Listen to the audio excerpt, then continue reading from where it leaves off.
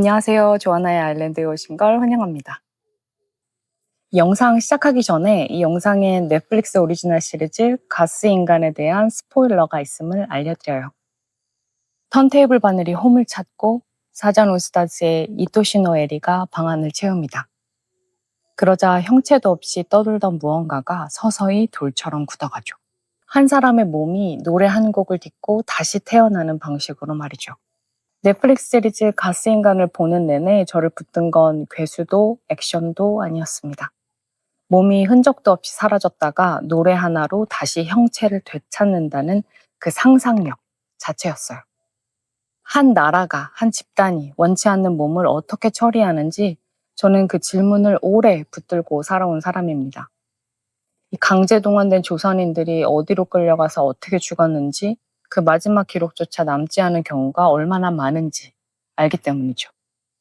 그래서 이 극 중에 인간 연료라는 말을 들었을 때 저는 곧바로 일제에 끌려가 불태워진 조선인들을 떠올렸습니다. 이게 저만의 피해의식인가 잠깐 의심하기도 했어요. 그래서 연상호 감독이 이 작품의 주제를 직접 밝힌 인터뷰를 찾아 읽어봤는데요. 집단의 이익과 희생되는 개인의 충돌. 그가 참고했다는 소설 오쿠다 히데오의 양들의 테러리스트도 도쿄올림픽이라는 국가적 대의를 위해 한 개인이 테러리스트로 갈려나가는 이야기였습니다. 이 한 문장을 손에 쥐고 나니까 제가 느낀 피해의식이 사실은 이 극이 처음부터 겨냥한 그 여러 관역 중에 하나일 수도 있겠다라는 생각이 들더라고요. 권력이 특정한 목숨을 소모품으로 취급하는 논리는 국경을 건너 반복됩니다. 그러니까 한국과 일본이 나눠 가진 한이라는 게 은유가 아니라는 뜻이죠. 일본 IP의 일본 배우, 일본 로케이션인데 이 작품의 엔진은 처음부터 끝까지 한국사의 트라우마로 돌아갑니다. 가스인간은 2026년 7월 2일 넷플릭스를 통해서 190여 개국에 동시 공개된 8부작 시리즈예요. 한국 제작사 와우포인트가 일본 도호와 손잡고 만든 한일 합작 프로젝트입니다. 1960년 도호가 만든 특촬 영화 가스인간 제1호를 원작으로 삼되 이야기는 완전히 새로 썼어요. 연상호 감독이 총괄 프로듀서와 각본을 맡았고 류용재 작가가 공동 각본에 참여했으며 연출은 가타야마 신조 감독에게 맡겼습니다. 기획에만 6년, 각본 개발에 3년이 걸렸다니 유행을 쫓아 급하게 나온 결과물이 아닙니다. 형사 오카모토 켄지 역은 오구리 슈니, 기자 코노 쿄코 역은 아오이유가 맡았습니다. 궁핍한 스트리머 남매로 히로세 스지와 하야시 켄토가, 야쿠자 출신 기업인 모리 역으로 타케노우치 유타카가 나옵니다. 정작 극의 중심에 있는 가스인간 역은 연기 경험이 전혀 없는 패션 모델 출신 우타에게 돌아갔죠. 시각효과는 고질라 -1으로 일본 영화 최초로 아카데미 시각효과상을 받은 시로구미가 맡았고 사잔 올스타즈의 이토시노 에리가 극 전체를 관통하는 키송으로 쓰였습니다. 극 전체의 오리지널 스코어, 그러니까 이토시노 에리가 흐르지 않는 나머지 시간을 채우는 음악은 오오마마 다카시라는 1988년생 작곡가가 맡았습니다.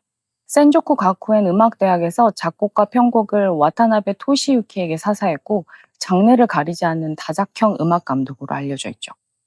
대형 애니메이션 기동전사 건담 수성의 마녀부터 사형수를 다루는 스릴러 사형에 이르는 병, 도주국 정체 같은 서스펜스 영화까지 그의 필모그래피는 굉장히 폭이 넓습니다.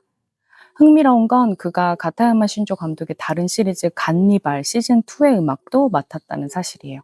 두 사람은 가스인간 이전부터 이미 손발을 맞춰본 사이였죠. 그의 오리지널 스코어는 이토시노 에리가 등장하지 않는 장면에서 긴장과 정적을 조율하는 역할을 합니다. 이 키송이 감정의 폭발이라면 오오마마의 스코어는 그 폭발이 오기 전까지 숨을 참게 만드는 쪽에 가까워요. 연상호라는 이름을 좀 더 붙잡고 싶은데요. 그는 2016년 부산행 이후 쉬는 텀이라는 게 없는 사람입니다. 반도, 염력, 정의, 계시록, 군체까지 직접 연출한 영화가 이어졌고 지옥과 기생수더 그레이, 선산 같은 넷플릭스 시리즈에도 감독이나 각본으로 이름을 올렸습니다. 이 TVN 드라마 방법의 극본을 썼고 웹툰 지옥의 원작 스토리도 그가 썼죠. 감독과 각본가와 제작자 사이를 오가며 한 해에 서너 편씩 내놓는 속도는 이 성실하다는 말로는 부족한 것 같아요. 물론 이 다작에는 굴곡도 있습니다. 얼굴은 평론가와 관객 모두에게 고르게 호평받았지만 염력은 양쪽에서 다 호평을 받았어요. 그런데도 그는 멈추지 않죠. 이 실패조차 다음 작품으로 넘어가는 에너지로 쓰는 사람처럼 보여요. 지난해 얼굴을 찍으면서 이 새로운 시스템 안에서의 작업을 갈망하게 됐다고, 앞으로는 더 실험적인 것에 도전하고 싶다고 그 연상호는 최근 인터뷰에서 밝힌 바 있습니다.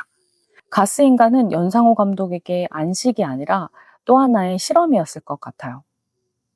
정성 들여 만든 만듦새와 본새가 좋은 일본 워크웨어 스트리트 브랜드 같은 시리즈.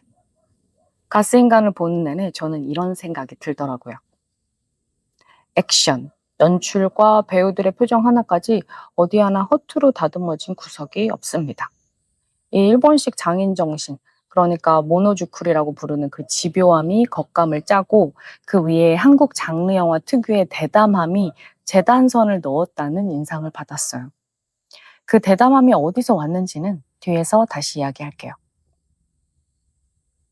가스인간이 그리는 화이트 센터는 취약한 사람들을 쓰고 버린 비밀 프로젝트입니다. 집단의 이익과 희생되는 개인이라는 연상호의 화두가 여기서 가장 먼저 몸을 얻죠. 극중 화이트 센터는 거리 정화라는 명목으로 노숙인과 장애가 있는 사람들을 데려갔고, 그들은 행방불명되거나 억울한 죽음을 맞았습니다. 형제복지원, 성감학원. 한국 관객이라면 누구나 떠올릴 이름들이죠. 사실 이건 원작인 1960년 도호 영화에는 없던 설정입니다. 각본을 쓴 연상호와 류용재가 일본을 배경으로 한 이야기 안에 한국의 상처를 심어 넣었죠. 하지만 한국의 상처가 일본 배경 위에 옮겨 심어진 결과로만 읽기에는 조금 성이 안 찹니다. 왜냐하면 일본에도 이런 법이 있었거든요. 바로 우생보호법입니다. 1948년부터 1996년까지 거의 반세기 동안 시행됐어요. 유전병이나 장애가 있다고 판단되면 본인 동의 없이 불임수술대에 올랐죠. 몸을 묶고 마취시키고 다른 병 때문이라고 속이기도 했다고 해요.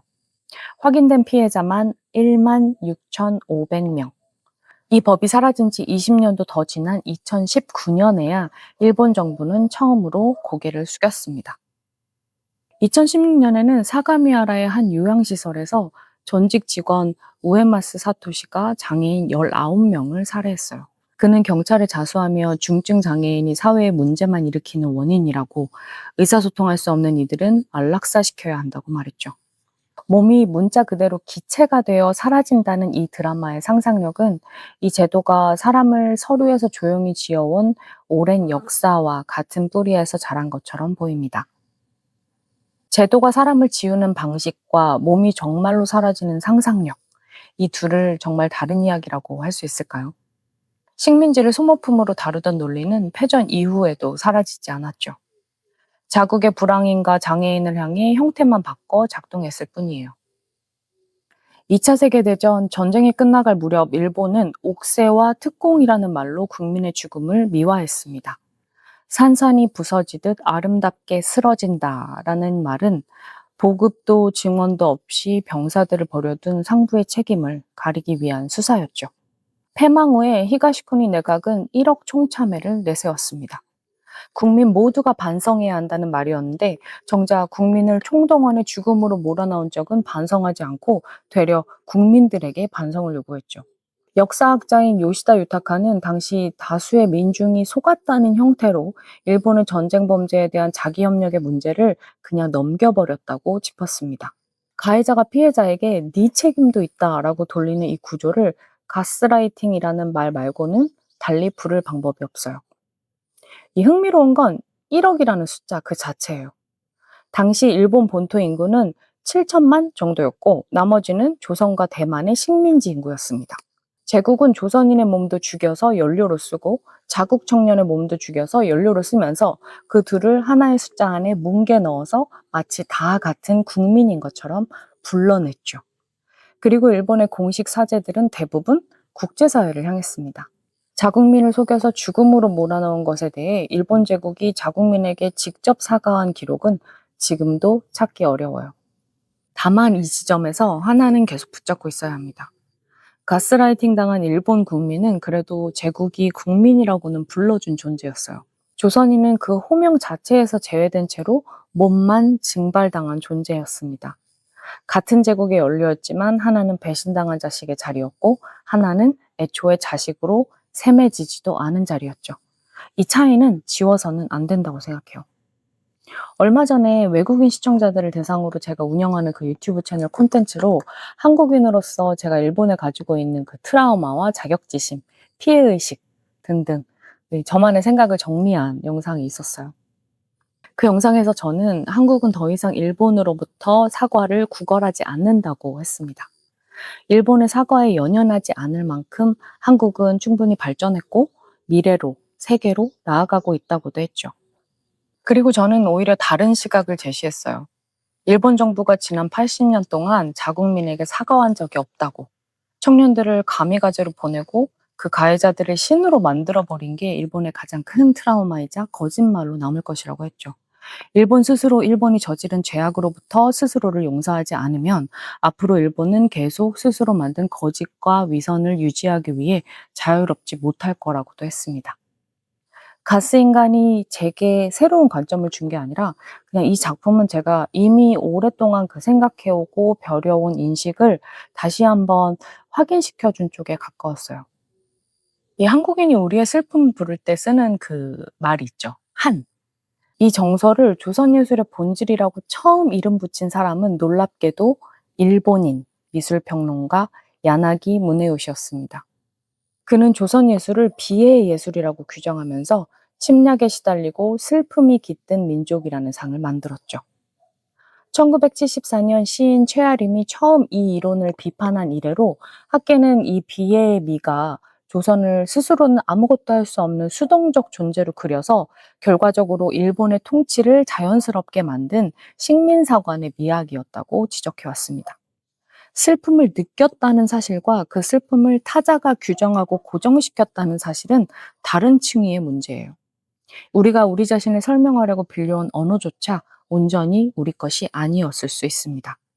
이거야말로 진짜 가스라이팅이죠. 이 가스인간의 권력 구조를 들여다보면 후지시로에도 미우라 도지사도 야쿠자 출신 기업인 모리도 각자 자기 몫의 명령만 수행했을 뿐이라고 말할 수 있는 자리에 서 있습니다. 전체 그림을 그린 단 하나의 원흉은 끝내 지목되지 않아요. 정치학자 마루야마 마사오는 이런 구조를 무책임의 체계라고 불렀습니다. 명령에 따랐을 뿐이라는 말로 아무도 책임지지 않는 구조죠.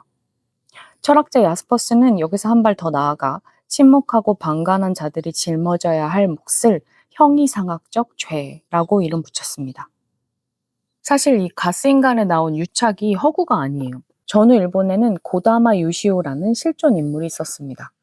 A급 전범 용의자였다가 CIA에 협력하는 조건으로 풀려났죠. 그 다음부터는 야쿠자 조직과 자민당 정치인들 사이를 오가며 정재계의 흑막으로 불렸습니다.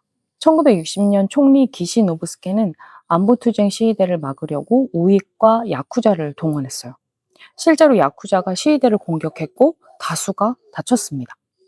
경찰청과 법무성 같은 관료 조직이 야쿠자와 정기적으로 접촉했다는 기록, 서로의 자녀를 고위직에 추천했다는 기록도 남아 있습니다. 겉으로는 세계에서 가장 정교한 관리제가 돌아가고 그 아래에서는 조직범죄가 사회 시스템의 한 축을 담당하는 이중 구조였죠. 그리고 이 두 사람, 고다마와 기시는 1965년 한일 국교 정상화에 관여한 공로로 1970년에 박정희 정부로부터 훈장을 받습니다. 전범 용의자였던 사람들이 두 나라 관계의 설계자로 훈장까지 받은 것이죠. 그러니 미우라 도지사와 모리와 후지시로에가 얽힌 이 그림은 판타지가 아닙니다. 실존했던 일본 사회의 유착 모델을 극적으로 축소해 놓은 것에 가깝죠. 물론 지금은 상황이 많이 달라졌습니다. 2024년 기준 야쿠자 조직원 수는 18,880명으로 1958년 통계 집계 이후 최저치를 기록하고 있어요. 폭력단 대책법과 각 지자체의 배제 조례로 노골적인 폭력 조직은 크게 위축됐습니다. 극중의 그 모리처럼 야쿠자 출신이 상장기업 사장으로 변신해 있는 설정이야말로 정확히 이 흐름을 반영합니다. 조직이 겉으로 드러나는 형태에서 물러나는 대신 합법적인 기업과 정치권 안으로 스며드는 방식으로 진화한 것이죠. 이 극이 정말 잔인한 지점은 따로 있어요.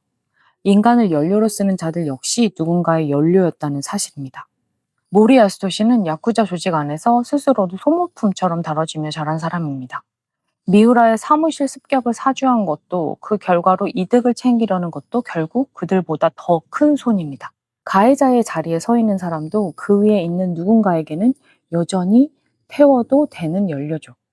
인간을 연료로 쓰는 시스템은 그 안에 누구도 완전히 안전한 자리에 세워두지 않습니다. 죄의식 없이 남을 태우는 사람일수록 자신이 이미 누군가에게 태워지고 있다는 사실을 가장 늦게 알아차릴 뿐이죠. 그럼에도 이 작품은 한국 사람이 쓴 대본이잖아요. 다들 불쌍했다라는 말로 뭉개지 않습니다. 이 후지시로에와 화이트 센터라는 이름 붙은 구조, 구체적인 가해자를 끝까지 세워두죠. 가스인간의 복수는 결국 그 구조를 폭로하는 쪽으로 향하고 이 가해와 피해가 감정적으로 뒤섞이긴 해도 책임의 좌표까지 지워지지는 않습니다. 1억 총참의 논리가 위험했던 건 모두가 반성하자는 말 뒤에 정작 누구도 가해자가 특정되지 않았기 때문이죠. 이 극은 그 함정을 피해갑니다. 책임의 좌표를 지우지 않는 이 태도는 권력 구조를 다루는 방식에서 그치지 않습니다. 카메라와 미디어를 다루는 방식에도 같은 태도가 스며 있어요. 이 가스인간을 사생활이 죽은 시대의 이야기로 읽은 해외 리뷰를 봤어요. 카메라로 포화된 도시, 휴대폰으로 생중계되며 소비되는 죽음, 검색 가능한 파일로 축소된 신원. 이 표현이 정확히 맞아떨어지는 에피소드가 하나 있습니다. 궁핍한 스트리머 남매 후지타와 카오는 한 아이돌 그룹의 뮤직비디오에서 가스인간으로 보이는 형체를 발견하고 이 특종을 조회수로 바꾸려고 그리고 돈과 바꾸려고 뮤직비디오 제작사에 잠입합니다. 남의 비극을 콘텐츠로 바꿔서 먹고 사는 이야기와 철저히 기획되고 관리된 이미지 산업인 아이돌 뮤직비디오는 정반대편에 있는 소재죠. 폐가라는 장소에서 이 둘, 완벽하게 통제된 아이돌의 이미지와 통제 불가능한 괴이한 존재가 같은 프레임 안에 잡힙니다. 연상호 감독에게 이 대비는 낯설지 않죠. 지옥에서도 신의 심판이라는 사건을 방송과 유튜브가 스펙터클로 소비하는 과정을 계속 보여줬습니다. 가장 매끈하게 다듬어진 이미지 생산 시스템 안에 가장 통제 불가능한 흔적을 심어놓는 것. 그 대비 자체가 그 연상호에게는 반복해서 돌아오는 흥미로운 장면인 것 같아요. 이 극에는 카메라를 정반대로 쓰는 사람도 있습니다. 바로 기자 쿄코죠.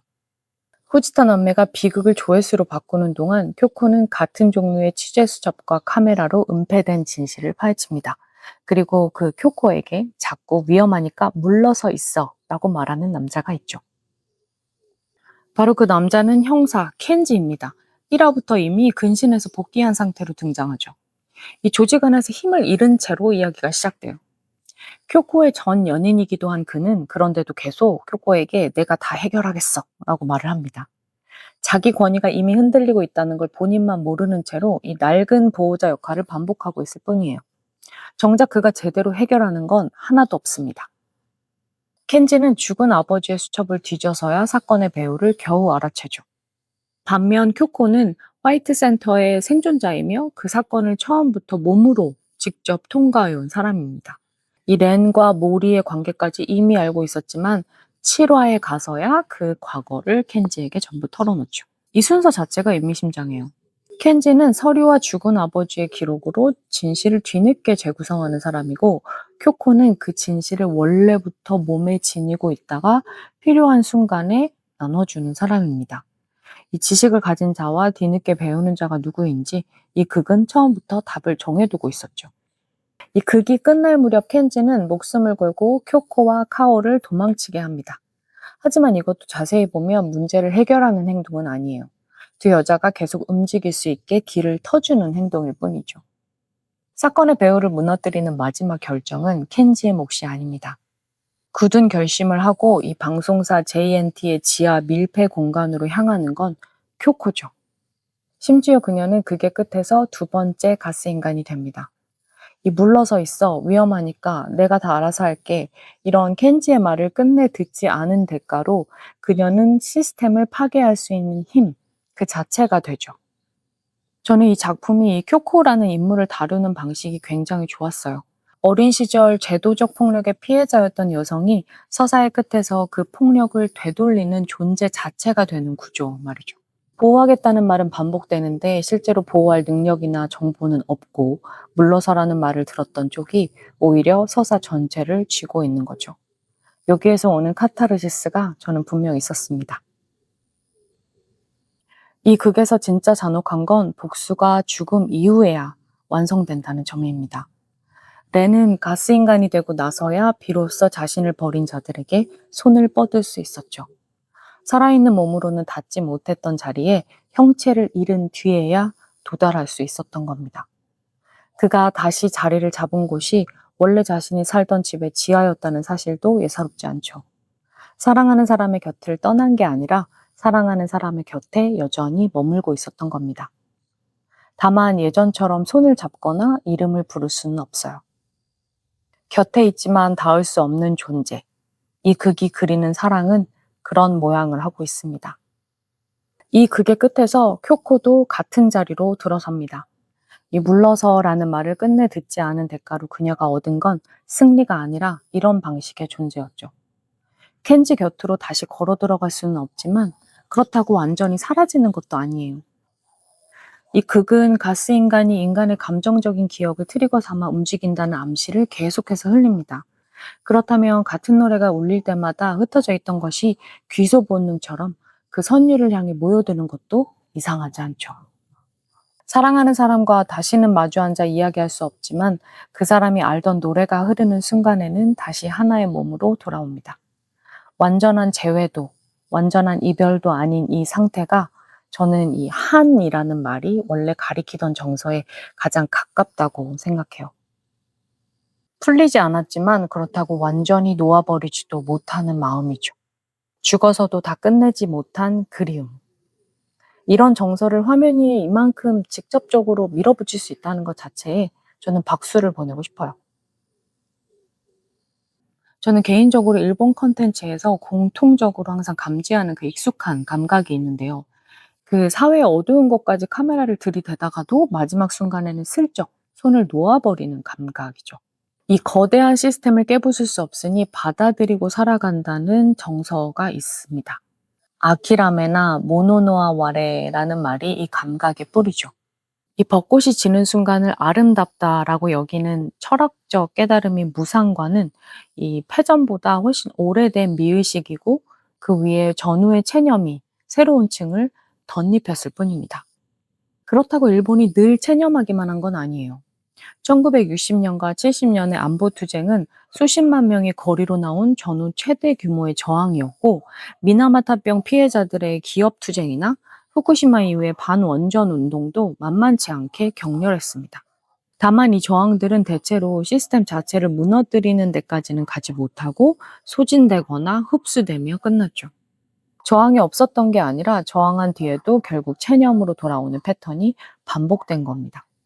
1976년 오시마 나기사의 감각의 제국처럼 절제를 완전히 벗어던진 순간이 없지는 않았지만 그런 작품은 대부분 예술영화나 언더그라운드로 밀려났고 대중적인 상업 장르물까지 내려온 적은 드물었습니다. 그런데 최근 몇 년 사이 흐름이 조금 달라졌죠. 가스인간의 시각효과를 맡은 시로구미가 함께 작업한 고질라 -1이 좋은 사례입니다. 이 영화는 괴수물이라는 안전한 장르 안에 살아남은 자의 죄책감이라는 무거운 전쟁 트라우마를 얹어서 상업적으로도 비평적으로도 성공했습니다. 예전엔 작가주의 영화가 혼자 지던 무게를 이제는 장르물이 나눠지기 시작한 것이죠. 가스인간은 그 흐름 위에서 한 걸음 더 나아가요.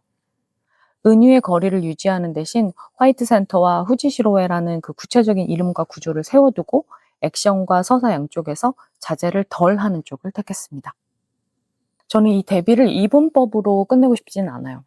한이라는 정서 자체가 체념과 슬픔을 사귀는 감정이잖아요. 한국에도 받아들이고 사귀는 정서적 유산이 분명히 있습니다. 다만 한국은 그걸 흥이라는 폭발적인 에너지로 전환하는 회로를 만들어냈고, 일본은 아키라메라는 형태로 눌러 담는 회로를 유지해 왔죠. 한국과 일본 두 나라 모두 체념이라는 재료는 갖고 있대, 그걸 다루는 방식에서 갈라졌을 뿐이죠.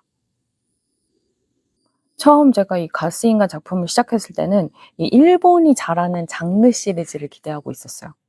정교한 특촬 유전자, 꼼꼼한 미술과 촬영, 절제된 완성도. 그런데 정작 저를 끝까지 붙든 킥은 다른 데 있었습니다. 바로 연상호의 대본이었어요. 그는 한국식 서사와 상처를 이 일본 배경 안에 아주 그럴듯하게 이입했습니다. 일본이 잘하는 것 위에 한국이 잘하는 것을 얹어서 어느 한쪽으로는 나오지 않았을 시너지를 만들어낸 것 같아요. 이 서로 다른 두 회로가 하나의 작품 안에서 부딪힌 흔적은 원작과 나란히 놓고 보면 더 선명해집니다. 1960년 원작 영화는 사랑하는 여인을 위해 은행을 터는 남자의 이야기예요. 정치도 권력 구조도 없이 사랑 하나로 완결되는 범죄 멜로였죠. 반면 이 넷플릭스 한일 합작판은 그 뼈대에 화이트 센터와 후지시로에라는 권력 구조를 이식하고 정관계 유착과 언론 조작과 미디어 스펙타클까지 얹었습니다. 사랑 이야기였던 걸 계급과 국가 폭력을 겨누는 사회파 스릴러로 바꿔놓았죠.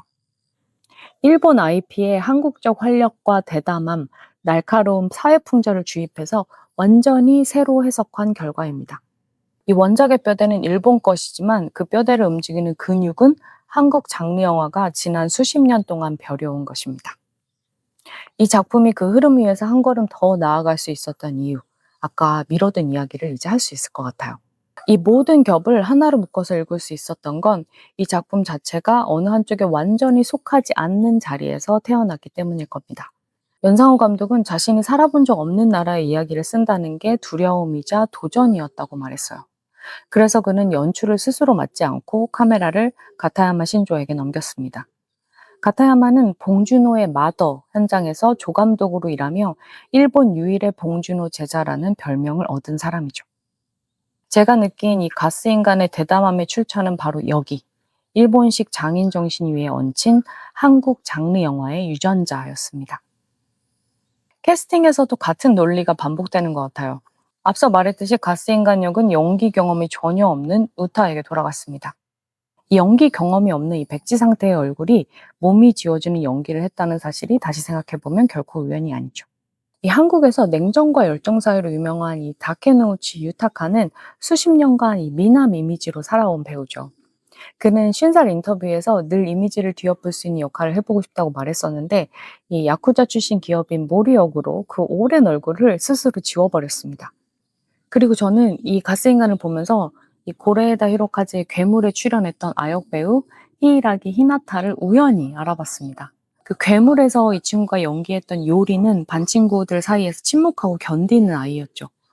몇 년 사이에 훌쩍 자라서 얼굴이 달라진 그를 그 영화의 공식 배우 크레딧을 찾아보니까 나오지가 않더라고요.